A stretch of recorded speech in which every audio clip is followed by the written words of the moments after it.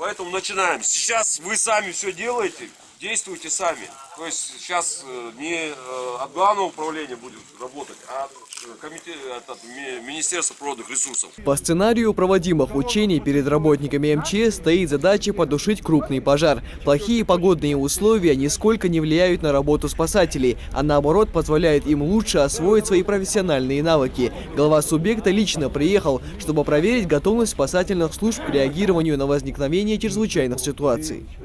Докладываю. Проведены 8 этапов учений. Задействовано 100% в лесном хозяйстве личного состава. 95% задействовано от РЗИ. Общем 108 человек задействовано в этих учениях. Всего в ликвидации пожара на Малгобекском участковом лесничестве было задействовано 15 единиц техники и более сотни пожарных. Также по легенде этих учений, тем, кто участвует в пожаротушении, необходимо предотвратить переход огня на близлежащие дома населенного пункта. Организатором третьего этапа учений выступило Министерство природных ресурсов и экологии Ингушетии. Основная задача – обеспечить готовность. У нас задействуют не только сотрудники силы и средства Министерства природных ресурсов, лесопожарных центров, но в случае масштабного возгорания задействуются уже силы и управления, Главного управления Министерства чрезвычайных ситуаций. Здесь задействованы и сотрудники заповедника РЗИ, и администрации, и добровольцы. И главная задача здесь в рамках этих учений как раз-таки отладить взаимодействие всех этих органов.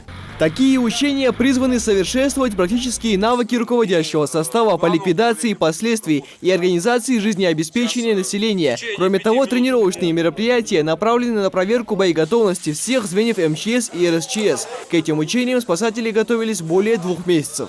Были отработаны мероприятия по созданию штаба на месте пожара и работы руководителей тушения пожаров. И, соответственно, были новые, использованы новые технологии, то есть запускали беспилотный летательный аппарат, проводили наш Центр управления кризисных ситуаций, проводил расчеты возможных рисков распространения данного пожара. Поэтому таких учений, как сейчас, можно сказать, и не было. То есть это уже другой уровень.